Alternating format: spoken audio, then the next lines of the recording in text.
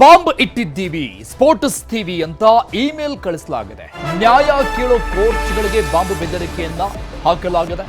But ಇದೆಲ್ಲವೂ ಕೂಡ ಹುಸಿ ಇಮೇಲ್ ಅನ್ನುವಂಥದ್ದು ತನಿಖೆ ನಂತರದಲ್ಲಿ, ವಿಚಾರಣೆ ನಂತರದಲ್ಲಿ ಗೊತ್ತಾಗಿದೆ. 46 ದಿನದಲ್ಲಿ ಅಂದ್ರೆ ಈ ವರ್ಷದ ಆರಂಭದ ದಿನದಿಂದ ಇಲ್ಲಿವರೆಗೂ ಬರೋಬ್ಬರಿ 13 ಸಲ ಬಾಂಬ್ ಬೆದರಿಕೆ ಕರೆಗಳು ಬಂದಿರುವಂಥದ್ದು. ಇವತ್ತು ಕೊಡಗು, ಧಾರವಾಡ, ದಾವಣಗೆರೆ, ಉತ್ತರ ಕನ್ನಡ, ಹಾವೇರಿ ಮತ್ತೆ ಮಂಡ್ಯ, ರಾಮನಗರದ ಜಿಲ್ಲಾ ಕೋರ್ಟ್ಗಳಿಗೆ ಬೆದರಿಕೆಯ ಕರೆ ಮಾಡಲಾಗಿದೆ. ಇಮೇಲ್ ಮೂಲಕವಾಗಿ ನೇರವಾಗಿ ನ್ಯಾಯಾಲಯಕ್ಕೆ ಫ್ಯಾಕ್ಸ್ ಮೂಲಕ ಬಂದಿದೆ ಬೆದರಿಕೆ. ಬಾಂಬ್ ಬೆದರಿಕೆಯಿಂದ ಕೋರ್ಟ್ ಕಲಾಪಗಳೇ ಮೊಟಕುಗೊಳಿಸಲಾಗಿದೆ. ಸಹಜವಾಗಿ ಇದು ಆತಂಕಕ್ಕೆ ಕಾರಣ ಆಗುತ್ತೆ. ಬಾಂಬ್ ಸ್ಕ್ವಾಡ್ ಪರಿಶೀಲನೆ ನಂತರದಲ್ಲಿ ಇದು ಹುಸಿ ಬೆದರಿಕೆ ಅಂತ ಪತ್ತೆ ಆಯಿತು, ಗೊತ್ತಾಯಿತು. 46 ದಿನದಲ್ಲಿ 13 ಸಲ ಬೆದರಿಕೆ ಹಾಕಿದ್ದವರ ಬಂಧನ ಯಾವಾಗ ಅನ್ನೋದು ಸದ್ಯಕ್ಕಿರೋ ಪ್ರಶ್ನೆ. ಯಾಕಂದ್ರೆ ಇದು ಹುಸಿ ಬಾಂಬ್ ಬೆದರಿಕೆ ಕರೆ ಅನ್ನುವಂಥದ್ದು, ಇಮೇಲ್ ಕರೆ ಅನ್ನುವಂಥದ್ದು ಈ ಎಲ್ಲ ಪರಿಶೀಲನೆ ನಂತರದಲ್ಲಿ ಗೊತ್ತಾಗ್ತಾ ಇದೆ. ಬಟ್ ಎಷ್ಟರ ಮಟ್ಟಿಗೆ ಅಡಚಣೆ ಆಗ್ತಾ ಇದೆ, ಸಾವಿರಾರು ಸಂಖ್ಯೆಯಲ್ಲಿ ಜನ ಬಂದಿರ್ತಾರೆ ಅವರವರ ಕೆಲಸಗಳಿಗೆ, ಕೋರ್ಟ್ಗಳಿಗೆ. ಒಂದಲ್ಲ ಎರಡಲ್ಲ, ಬಹುತೇಕ ರಾಜ್ಯದ ಎಲ್ಲ ಜಿಲ್ಲಾ ಕೋರ್ಟ್ಗಳಿಗೆ ಈ ರೀತಿಯಾಗಿ ಹುಸಿ ಬಾಂಬ್ ಬೆದರಿಕೆ ಬಂದಿರುವಂಥದ್ದು. 46 ದಿನ, ಜನವರಿ 1ನೇ ತಾರೀಕಿನಿಂದ ಇವತ್ತಿನವರೆಗೆ 13 ಸಲ ಬೆದರಿಕೆಯನ್ನು ಹಾಕಲಾಗಿದೆ.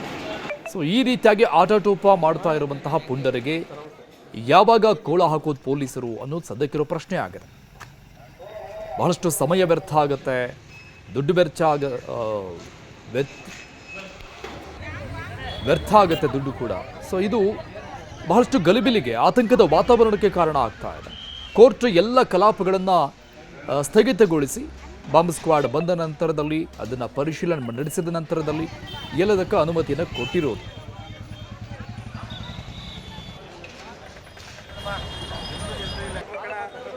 ನ್ಯಾಯಾಧೀಶರ ಕೊಠಡಿಯಲ್ಲಿ ಸುಮಾರು 12 RDX IEDಗಳನ್ನು ಇಟ್ಟಿದ್ದೇನೆ ಅಂತ ಬಿಟ್ಟೇಳಿ ಒಂದು ಕಾಲ್ ಬಂದ ಹಿನ್ನೆಲೆಯಲ್ಲಿ ಕೂಡಲೇ ಮಾಹಿತಿಯನ್ನು ನಮ್ಮ ಕಂಟ್ರೋಲ್ ರೂಮ್ಗೆ ತಿಳಿಸಿದ್ದು, ತಕ್ಷಣವೇ ನಮ್ಮ ASC ಟೀಮ್ ಹಾಗೂ ಬಾಂಬ್ ಸ್ಕ್ವಾಡ್ ಟೀಮನ್ನು ಕಳಿಸಿಕೊಟ್ಟು ಕೋರ್ಟ್ ಆವರಣದಲ್ಲಿ ಎಲ್ಲವನ್ನು ತಪಾಸಣೆ ಮಾಡಲಾಗಿ ಯಾವುದೇ ರೀತಿಯ ಬಾಂಬ್ಗಳು ಪತ್ತೆಯಾಗಿರುವುದಿಲ್ಲ. ಇದೊಂದು ಹುಸಿ ಕರೆ ಅಂತ ಬಿಟ್ಟೇಳಿ ನಾವು ಪರಿಗಣಿಸಿ, ಆದರೂ ಸಹಿತ ಮುಂಜಾಗ್ರತಾ ಕ್ರಮವಾಗಿ ಎಲ್ಲವನ್ನು ಚೆಕ್ ಮಾಡಿದ್ದೇವೆ.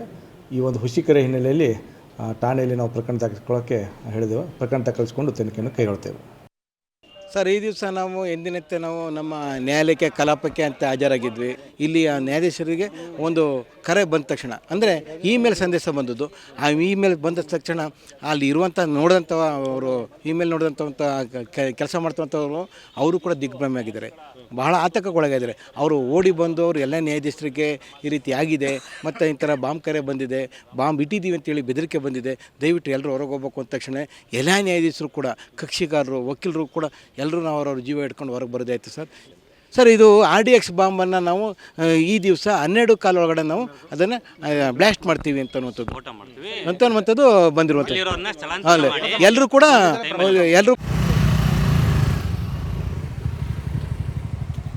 ನ್ಯಾಯಾಲಯಗಳಿಗೆ ಇದು ಮೊದಲೇನಲ್ಲ, ಹಿಂದೇನೂ ಇದೇ ಥರ 4 ಜಿಲ್ಲೆಗೆ, ಮೈಸೂರು ಸೇರಿ ಎಲ್ಲ ಬಂದಿತ್ತು. ಈಗ ಮಂಡ್ಯ ಮತ್ತು ಇನ್ನು 4 ಜಿಲ್ಲೆ ಸೇರಿ ಬಂದಿದೆಯಂತೆ.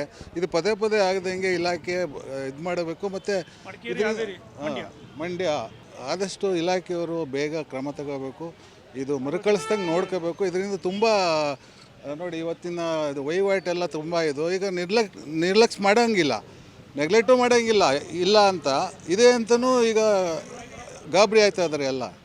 ಅದ್ರ ಬಗ್ಗೆ ಸೂಕ್ತ ಕ್ರಮ ತಗೋಬೇಕು ಅಂತ ನಾವು ಈ ಬಗ್ಗೆ ಡೀಟೇಲ್ಸ್ ಕೊಡ್ತಾರೆ ನಮ್ಮ ಪ್ರತಿನಿಧಿ ಮಂಜುನಾಥ್. ಲೈವ್ನಲ್ಲಿ ಜಾಯ್ನ್ ಆಗ್ತಾ ಇದ್ದಾರೆ ನ್ಯೂಸ್ ಡೆಸ್ಕ್ನಿಂದ. ಮಂಜುನಾಥ್, 46 ದಿನದಲ್ಲಿ 13 ಸಲ ಈ ರೀತಿಯಾಗಿ ಬೆದರಿಕೆ ಕರೆ ಬಂದಿರುವಂಥದ್ದು. ಬಟ್ ಅದರ ಪರಿಶೀಲನೆ ನಂತರದಲ್ಲಿ ಅದು ಫೇಕ್ ಅನ್ನುವಂಥದ್ದು ಗೊತ್ತಾಗಿದೆ. ಬಟ್ ಎಷ್ಟರ ಮಟ್ಟಿಗೆ ಅಡಚಣೆಗಳು, ಸಾವಿರಾರು ಜನರಿಗೆ ಅಡಚಣೆ ಆಗಿದೆ, ಎಸ್ಪೆಷಲಿ ಕೋರ್ಟ್ಗೆ ಬಂದಿರುವಂತಹ ಬೆದರಿಕೆ ಆಗಿರೋ ಹಿನ್ನೆಲೆಯಲ್ಲಿ ಇಂತಹ ಕೇಸ್ಗಳು ಹೇಗಾಗ್ಬಿಟ್ಟಿದೆ ಅಂದರೆ ಕಾಮನ್ ಆಗಿಬಿಟ್ಟಿದೆ ಇತ್ತೀಚೆಗೆ.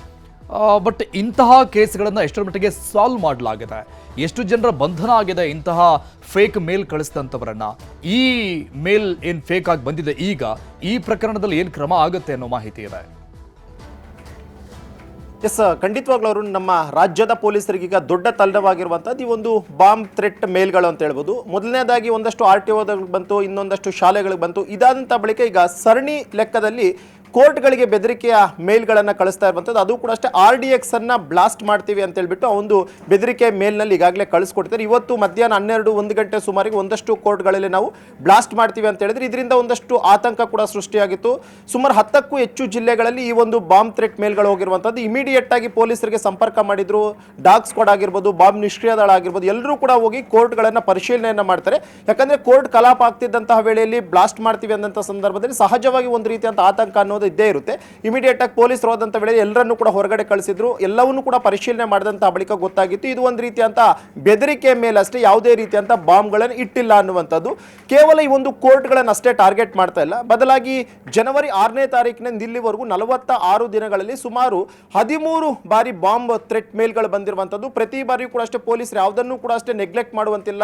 ಯಾವುದೇ ಮೇಲ್ ಬಂದಂಥ ಸಂದರ್ಭದಲ್ಲಿ ಇಮಿಡಿಯೇಟ್ ಆಗಿ ಹೋಗಬೇಕು, ಪರಿಶೀಲನೆ ಮಾಡಬೇಕು. ಪರಿಶೀಲನೆ ಮಾಡಿದಂಥ ಅವಳಿಯಲ್ಲಿ ಗೊತ್ತಾಗುವಂಥದ್ದು ಹುಸಿ ಬಾಂಬ್ನ ಕರೆಗಳಿವು ಅಂತ ಹೇಳ್ಬಿಟ್ಟು ತಕ್ಷಣವೇ ಪೊಲೀಸರು ಕೂಡ FIR ಅನ್ನು ರಿಜಿಸ್ಟರ್ ಮಾಡ್ಕೊತಿದ್ದಾರೆ. IP ಅಡ್ರೆಸ್ ಅನ್ನು ಟ್ರೇಸ್ ಮಾಡ್ಕೊಳ್ತಾರೆ. ಯಾಕಂದ್ರೆ ಯಾವುದೇ ಒಂದು ಮೇಲಿಂದ ಒಂದು ಬಾಂಬ್ ಥ್ರೆಟ್ ಬಂದಿದೆ ಅಂತಂದ ಸಂದರ್ಭದಲ್ಲಿ ಆ ಒಂದು ಮೇಲ್ನ IP ಅಡ್ರೆಸ್ ಅನ್ನು ಮೊದಲನೇದಾಗಿ ಪತ್ತೆ ಮಾಡೋಕೆ ಮುಂದಾಗ್ತಾರೆ. IP ಅಡ್ರೆಸ್ನ ಟ್ರೇಸ್ ಮಾಡ್ಕೊಂಡು ಹೋದಂತಹ ವೇಳೆ ಬೇರೆ ಬೇರೆ ದೇಶಗಳಿಂದ ಆಪರೇಟ್ ಆಗ್ತಿರುವಂಥದ್ದು ಕೂಡ ಅಷ್ಟೇ ಇತ್ತೀಚಿನ ದಿನಗಳಲ್ಲಿ ಪೊಲೀಸರ ಇನ್ವೆಸ್ಟಿಗೇಷನ್ ಅಲ್ಲಿ ಗೊತ್ತಾಗಿರುವಂಥದ್ದು. ಈ ಒಂದು ಕಾರಣಕ್ಕೋಸ್ಕರ ಆ ಒಂದು ದೇಶಕ್ಕೆ ಹೋಗಿಂತ ವೇಳೆಯಲ್ಲಿ ಇನ್ವೆಸ್ಟಿಗೇಷನ್ ಮಾಡೋಕೆ ಸಾಧ್ಯ ಆಗಲ್ಲ ಅನ್ನುವಂಥ ಒಂದು ಕಾರಣಕ್ಕೋಸ್ಕರ ಯಾವುದೇ ಒಂದು ಇನ್ವೆಸ್ಟಿಗೇಷನ್ ಅನ್ನು ಕೂಡ ಕಂಟಿನ್ಯೂ ಮಾಡೋಕೆ ಆಗ್ತಾ ಇಲ್ಲ. ಆದರೂ ಕೂಡ ಅಷ್ಟೇ ಪದೇ ಪದೇ ಇಂತಹ ಒಂದು ಥ್ರೆಟ್ ಮೇಲ್ಗಳು ಬರ್ತಾ ಇರುವಂಥ ಕಾರಣಕ್ಕೋಸ್ಕರ ಪೊಲೀಸ್ ಈಗಾಗಲೇ ಒಂದು ವಿಶೇಷ ತಂಡವನ್ನು ಕೂಡ ರಚನೆ ಮಾಡಿದ್ರು. ಯಾಕಂದ್ರೆ DG IGP ಸಲೀಂ ಅವರು ಕೂಡ ಅಷ್ಟೇ ಬಾಂಬ್ ಥ್ರೆಟ್ಗಳು ರಾಜ್ಯಾದ್ಯಂತ ಬರ್ತಿರುವಂಥ ಕಾರಣಕ್ಕೋಸ್ಕರ ಸೈಬರ್ ತಜ್ಞರ ವಿಶೇಷ ತಂಡವನ್ನು ಕೂಡ ರಚನೆ ಮಾಡ್ಕೊಂಡಿದ್ರು. ಅದರ ಬಗ್ಗೆ ಇನ್ವೆಸ್ಟಿಗೇಷನ್ ಮಾಡೋಕೆ ಶುರು ಮಾಡಿದ್ರು. ಆದರೆ ಯಾವುದೇ ರೀತಿಯಂತ ಪ್ರಯೋಜನ ಆಗಿಲ್ಲ. ಆದರೆ ಪರ್ಟಿಕ್ಯುಲರ್ ಆಗಿ ಇವತ್ತಿನ ಒಂದು ಕೋರ್ಟ್ಗಳಿಗೆ ಬಂದಂತಹ ಬಾಂಬ್ ಥ್ರೆಟ್ ಮೇಲೇನಿದೆ ಇದು ತಮಿಳುನಾಡಿನಿಂದ ಆಪರೇಟ್ ಆಗಿದೆ ಅನ್ನುವಂಥದ್ದು ಪೊಲೀಸರ ಪ್ರೈಮರಿ ಇನ್ವೆಸ್ಟಿಗೇಷನ್ ಗೊತ್ತಾಗಿದೆ. ಜೊತೆಗೆ ಅದರಲ್ಲಿ ಅವ್ರು ಬರ್ದಿರುವಂಥದ್ದಷ್ಟೇ ಅದು. ಆದರೂ ಕೂಡ ಅಷ್ಟೇ IP ಅಡ್ರೆಸ್ಗಳ ಮೂಲಕವಾಗಿ ಈಗಾಗಲೇ ಪತ್ತೆ ಕಾರ್ಯವನ್ನು ಮುಂದುವರಿಸಿದರೆ ಆದರೆ ಇದುವರೆಗೂ ಕೂಡ ಅಷ್ಟೇ ಯಾವುದೇ ರೀತಿಯಂಥ ಸಸ್ಪೆಕ್ಟ್ಸ್ ಆಗಿರ್ಬೋದು ಯಾರನ್ನು ಕೂಡ ವಶಕ್ಕೆ ಪಡೆಯುವಂಥದ್ದು ಇದು ಯಾವುದೂ ಕೂಡ ನಡೆದಿಲ್ಲ. ಕಳೆದ 46 ದಿನಗಳಲ್ಲಿ ಏನು 13 ಬಾರಿ ಈಗಾಗಲೇ ಬಾಂಬ್ ಥ್ರೆಟ್ ಮೇಲ್ಗಳು ಬಂದಿತ್ತು. 13 ಪ್ರಕರಣದಲ್ಲೂ ಕೂಡ ಅಷ್ಟೇ ಇದುವರೆಗೂ ಯಾವುದೇ ಒಬ್ಬ ಆರೋಪಿಯನ್ನು ಕೂಡ ಅಷ್ಟೇ ಪೊಲೀಸರು ಬಂಧನ ಮಾಡಿಲ್ಲ. ಬದಲಾಗಿ ಯಾವುದೇ ಕಾರಣಗಳು ಕೂಡ ಗೊತ್ತಾಗ್ತಿಲ್ಲ. ಆದರೂ ಕೂಡ ಅಷ್ಟೇ ಪೊಲೀಸರು ಇದನ್ನ ಸೀರಿಯಸ್ ಆಗಿ ತಗೊಂತಿದ್ದಾರೆ. ಯಾಕಂದ್ರೆ ಯಾವುದೇ ಒಂದು ಸಂದರ್ಭದಲ್ಲಿ ಈ ರೀತಿಯಂತ ಬಾಂಬ್ ಥ್ರೆಟ್ ಮೇಲ್ಗಳು ಬಂದಂತ ವೇಳೆ ಅದನ್ನ ನೆಗ್ಲೆಕ್ಟ್ ಮಾಡುವಂತಿಲ್ಲ. ಪೊಲೀಸ್ ಇಮಿಡಿಯೇಟ್ ಆಗಿ ಸ್ಪಾಟ್ಗೆ ಹೋಗ್ತಾರೆ, ಡಾಗ್ ಸ್ಕ್ವಾಡ್ನ ಕರ್ಕೊಂಡು ಹೋಗ್ತಾರೆ, ಬಾಂಬ್ ನಿಷ್ಕ್ರಿಯ ದಳನ ಕರ್ಕೊಂಡು ಹೋಗ್ತಾರೆ, ವೆರಿಫೈ ಮಾಡ್ಕೊತಾರೆ. ಆದರೆ ಇವತ್ತು ಏನು 10ಕ್ಕೂ ಹೆಚ್ಚು ಜಿಲ್ಲೆಗಳಲ್ಲಿ ಬಂದಿರುವಂಥ ಮೇಲ್ಗಳೆಲ್ಲವೂ ಕೂಡ ಅಷ್ಟೇ ಒಂದು ರೀತಿ ನಕಲಿ ಮತ್ತು ಅಂದರೆ ಒಂದು ರೀತಿ ಎದುರಿಸುವಂಥ ಒಂದು ತಂತ್ರಗಾರಿಕೆ ಅನ್ನುವಂಥದ್ದು ಗೊತ್ತಾಗಿದೆ. ಸದ್ಯಕ್ಕೆ ಆಯಾ ಸಂಬಂಧಪಟ್ಟಂಥ ಪೊಲೀಸ್ ಠಾಣಾ ವ್ಯಾಪ್ತಿಯಲ್ಲಿ ಪ್ರಕರಣವನ್ನು ದಾಖಲು ಮಾಡಿಕೊಂಡು ಇನ್ವೆಸ್ಟಿಗೇಷನ್ ಅನ್ನು ಕೂಡ ಸದ್ಯಕ್ಕೆ ಕಂಟಿನ್ಯೂ ಮಾಡ್ತಾ ಇರುವಂತಹದ್ದು. ಅರುಣ್, ಮಂಜುನಾಥ್, ಮೊನ್ನೆ ತಾನೇ ಗದಗ, ಕೋಲಾರ, ಮೈಸೂರು ಈ ಭಾಗದಲ್ಲಿ ಜಿಲ್ಲಾಧಿಕಾರಿ ಕಚೇರಿಗಳಿಗೆ, ತಹಶೀಲ್ದಾರ್ ಕಚೇರಿಗಳಿಗೆ ಸೇಮ್ ಆಸ್ ಇಟ್ ಈಸ್ ಬೆದರಿಕೆಯ ಇಮೇಲ್ ಬಂದಿತ್ತು. ಆಗಲೂ ಕೂಡ ಇದೇ ರೀತಿಯಾಗಿ ಪರಿಶೀಲನೆ ಮಾಡಲಾಗಿತ್ತು. ಬಟ್ ಆ ಬೆದರಿಕೆಯ ಇಮೇಲ್ ಜೊತೆಗೆ ಒಂದಿಷ್ಟು ವಿಚಾರಗಳನ್ನು ಅದರಲ್ಲಿ ಉಲ್ಲೇಖ ಮಾಡಿದ್ರು ಕೂಡ. ಯಾವ ಕಾರಣಕ್ಕಾಗಿ ನಾವು ಬಾಂಬ್ ಬ್ಲಾಸ್ಟ್ ಮಾಡ್ತಾ ಇದ್ದೀವಿ, ಪ್ರತೀಕಾರ ಅನ್ನುವಂಥದ್ದು ಒಂದಿಷ್ಟು ಲೈನ್ಸ್ಗಳನ್ನು ಕೂಡ ಬರೆದಿದ್ರು. ಸೊ ಈ ಬಾರಿ ಬಂದಿರುವಂಥ ಮೇಲ್ನಲ್ಲಿ ಎಲ್ಲಾದರೂ ಆ ರೀತಿಯಾದಂಥ ವಿಚಾರಗಳು ಮೆನ್ಷನ್ ಆಗಿರೋದು ಏನಾದರೂ ಮಾಹಿತಿ ಇದೆಯಾ? ಎಸ್, ಖಂಡಿತವಾಗ್ಲೂ ಅರುಣ್. ಯಾಕಂದ್ರೆ ಒಂದು ಸರಣಿಯ ರೀತಿಯಲ್ಲಿ ಈ ಒಂದು ಥ್ರೆಟ್ ಮೇಲ್ಗಳು ಬರ್ತಾ ಇರುವಂಥದ್ದು. ಬೆಂಗಳೂರನ್ನ ಹೋಲಿಕೆ ಮಾಡಿಕೊಂಡ್ರೆ ಬೆಂಗಳೂರಿನಲ್ಲಿ ಹಲವು ಶಾಲಾ ಕಾಲೇಜುಗಳನ್ನು ಟಾರ್ಗೆಟ್ ಮಾಡಿಕೊಂಡು ಈ ಒಂದು ಬೆದರಿಕೆಯ ಥ್ರೆಟ್ ಮೇಲ್ಗಳನ್ನು ಮಾಡ್ತಾ ಹೋದ್ರು. ಇದಾದಂಥ ಬಳಿಕ ಇಡೀ ರಾಜ್ಯಾದ್ಯಂತಲೂ ಕೂಡ ಅಷ್ಟೇ ತಹಶೀಲ್ದಾರ್ ಕಚೇರಿ ಆಗಿರ್ಬೋದು ಅಥವಾ DC ಕಚೇರಿಗಳಿಗೆ ಥ್ರೆಟ್ ಮಾಡ್ತಾ ಇರುವಂತಹ ಒಂದಷ್ಟು ಪತ್ರಗಳು ಕೂಡ ಅಷ್ಟೇ ವೈರಲ್ ಆಗಿತ್ತು. ಜೊತೆಗೆ ಒಂದಷ್ಟು ಕೇಸ್ಗಳು ಕೂಡ ರಿಜಿಸ್ಟರ್ ಆಗಿತ್ತು. ಈಗ ಸಾಲಾಗಿ ಕೋರ್ಟ್ಗಳಿಗೆ ಬೆದರಿಕೆಯನ್ನು ಹಾಕುವಂಥದ್ದು. ಯಾಕಂದ್ರೆ ಇತ್ತೀಚಿನ ದಿನಗಳಲ್ಲಿ ಕೇವಲ ಜಿಲ್ಲಾ ಕೋರ್ಟ್ಗಳಷ್ಟೇ ಅಲ್ಲದೆ ಹೈಕೋರ್ಟ್ಗೂ ಕೂಡ ಅಷ್ಟೇ ಬಾಂಬ್ ಇಟ್ಟಿದ್ದೀವಿ ಅಂತ ಒಂದು ಥ್ರೆಟ್ ಮೇಲ್ ಕೂಡ ಅಷ್ಟೇ ಬಂದಿತ್ತು. ಇದಾದಂತ ಬಳಿಕ ರಾಜಭವನಕ್ಕೂ ಇಟ್ಟಿದ್ದೀವಿ ಅಂತಾನೂ ಕೂಡ ಥ್ರೆಟ್ ಮೇಲ್ ಬಂತು. ಪರ್ಟಿಕ್ಯುಲರ್ ಆಗಿ ಇವತ್ತು ಏನೆಲ್ಲ ಒಂದು ಥ್ರೆಟ್ ಮೇಲ್ಗಳು ಬಂದಿದೆ ಅದನ್ನ ಹೋಲಿಕೆ ಮಾಡಿಕೊಂಡು ತಮಿಳುನಾಡಿನಿಂದ ಅಲ್ಲಿ ನಡೆಯುತ್ತಿರುವಂತಹ ಒಂದಷ್ಟು ರಿಸರ್ವೇಷನ್ ರಿಲೇಟೆಡ್ ಆಗಿಯೂ ಕೂಡ ಅಷ್ಟೇ ಒಂದಷ್ಟು ಅಂಶಗಳನ್ನು ಉಲ್ಲೇಖವನ್ನು ಮಾಡ್ಕೊಂಡಿದ್ದಾರೆ. ಅಲ್ಲಿ ನಡೆಯುತ್ತಿರುವಂತಹ ಲೈಂಗಿಕ ದೌರ್ಜನ್ಯಗಳ ರಿಲೇಟೆಡ್ ಆಗಿ ಕೂಡ ಅಷ್ಟೇ ಒಂದಷ್ಟು ಅಂಶಗಳನ್ನು ಮೆನ್ಷನ್ ಮಾಡಿದರೆ, ಜೊತೆಗೆ ಮಕ್ಕಳ ಮೇಲೆ ಆಗ್ತಿರುವಂತಹ ಲೈಂಗಿಕ ದೌರ್ಜನ್ಯಗಳ ಬಗ್ಗೆ ಕೂಡ ಅಷ್ಟೇ ಆ ಒಂದು ಮೇಲ್ಗಳಲ್ಲಿ ಉಲ್ಲೇಖವನ್ನ ಮಾಡಿದ್ದಾರೆ ಅನ್ನುವಂಥದ್ದು ಅಲ್ಲಿನ ಜಿಲ್ಲಾ SP ಹೇಳ್ತಾ ಇದ್ದಾರೆ. ಆದರೆ ಪರ್ಟಿಕ್ಯುಲರ್ ಆಗಿ ಯಾವ ಕಾರಣವನ್ನು ಇಟ್ಕೊಂಡು ಈ ರೀತಿಯಂತ ಥ್ರೆಟ್ ಮೇಲ್ಗಳನ್ನು ಮಾಡಿದ್ದಾರೆ, ಒಂದು ಇದಕ್ಕೇನಾದ್ರೂ ಒಂದು ರೀಸನ್ ಇದೆಯಾ ಅಥವಾ ಸುಮ್ಮನೆ ಈ ರೀತಿಯಾಗಿ ಪೊಲೀಸರನ್ನು ಆಟ ಆಡುವಂಥ ಉದ್ದೇಶದಿಂದಾಗಿ ಈ ರೀತಿಯಂತ ಥ್ರೆಟ್ ಮೇಲ್ಗಳನ್ನು ಮಾಡಿದ್ರ ಅನ್ನುವಂಥದ್ರ ಬಗ್ಗೆ ಪೊಲೀಸರಿಗಾಗಲಿ ಇನ್ವೆಸ್ಟಿಗೇಷನ್ ಅನ್ನು ಕಂಟಿನ್ಯೂ ಮಾಡ್ಕೊಂಡಿದ್ದಾರೆ. Arun, thank you Manjunath ಡೀಟೇಲ್ಸ್ಗೆ.